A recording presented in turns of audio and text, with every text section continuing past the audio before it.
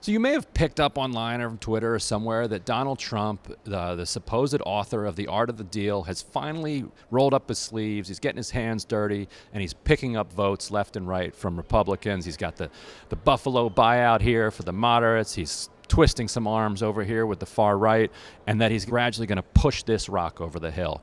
Actually, it's not quite looking like that. I'm Ryan Grimm, Washington Bureau Chief for the Huffington Post, reporting here for the Young Turks. Let's break down the numbers here.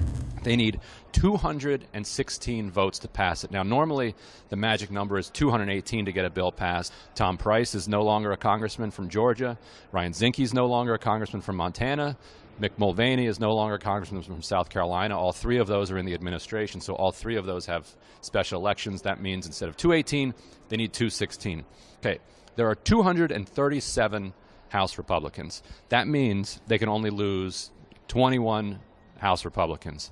Right now, according to informal whip counts that are going around, and one put together by Matt Fuller of the Huffington Post, there are about 26 House Republicans who are, quote unquote, extremely unlikely to vote for this bill. That leaves them 5 short right there. After that, you have about 10 who are leaning against this bill. And after that, you have 9 who are undecided. Republican leadership has about 192 yes votes in their pocket going to the House floor. Typically, leaders don't like to go to the House floor with anything less than, say, 205 or so. If you're at 205, you figure, all right, well, we can get to the floor, we can twist some arms, and we can muscle this and get to 216. Down at 192, that means they have to flip not just everybody who's undecided, win over all the lean no's, but they have to find 6 of those 26 who are currently firmly against this sucker. Now, Donald Trump has constructed a narrative over the last few days that he's going to use his deal-making skills, his force of personality in order to pluck off people one by one. He had a meeting with about a dozen people, called the media in, and said, hey, I just met with these 12 folks. They came in here no's, they're leaving yeses. Well, the truth was, most of those were yeses when they went in there. Some of them were public yeses. A lot of them were already private yeses.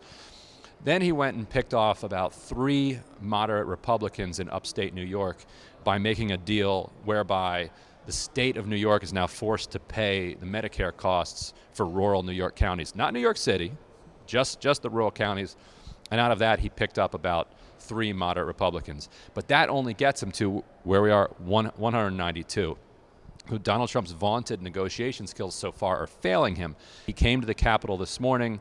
He didn't take any questions from House Republicans in his private meeting. He didn't talk any policy specifics. Of course he didn't. He doesn't know any policy specifics. And he only talked vague political terms. He said, if you vote against this thing, you're going to lose and somebody's going to primary you. Republicans are convinced that the political calculation is the opposite one, that if they vote for this, they might get hurt politically. The problem for them is that no matter what Republicans do here, they're in trouble one way or another. If they pass this, they're going to get hammered for going after Medicaid, for taking health care away from people. If they don't, they're going to get hammered for running for 3 consecutive cycles on a complete lie, that as soon as they took power, they were going to repeal Obamacare. Alan Bigler says, why does the vote have to be Thursday?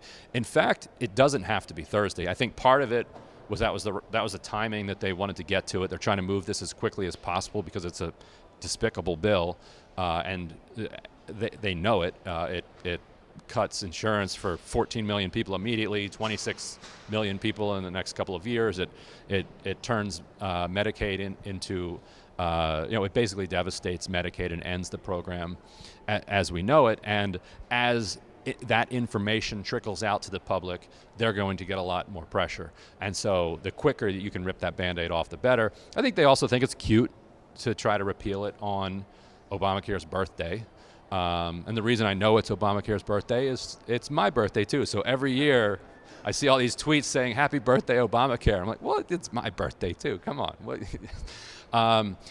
And however, if they don't improve their whip count overnight, there is a good chance that they just pull this bill, because it's much less damaging to them politically to pull it than to put it on the floor and have it go down by 10 or 15 votes. Both of those are humiliating outcomes for them, but if you have to choose one or the other, you say you're pulling it to continue negotiations with the Freedom Caucus members. So the problem with what the Freedom Caucus wants is that their main demand is that the benefit guarantees that are included in Obamacare, in other words, that prenatal care is covered, that insurance plans can't be total scam jobs, and so that if you get hurt and you go to the hospital, it actually has to cover you, rather than them pointing to some fine print and saying, well, actually you're not covered because whatever. The way that insurance companies have operated, throughout history. The conservative Republicans are saying strip those requirements out, and as a result, you will lower the price of insurance or the cost of insurance. And in fact, that's true, because the plans will be garbage. And so for $50 a month, you can go out buy a plan that's completely unusable, except for a minimal number of things. They would also have lifetime caps and all these other things that would make them less valuable. Since they're less valuable, they would cost less money. Two problems with that. One, nobody wants that. It has, you lose moderate votes every time you move it a little bit to the right. But more importantly, there's something in the Senate that's called the Byrd Rule, which means that actually, don't worry about what the Byrd Rule means. The only thing you need to know is that you need 60 votes in the Senate to make those changes.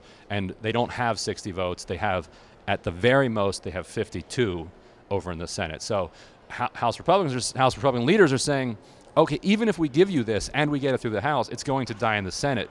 The Freedom Caucus members are saying, fine, let it die in the Senate. At least we will have voted for something that we believe in. So at this point, they're not at a place where they're trying to strategize to get it all the way to the White House. They're more in a face-saving mode. Have you heard any reps talking about constituents contacting them and what they're saying? Yes. Members of Congress are hearing from their constituents like they never have before.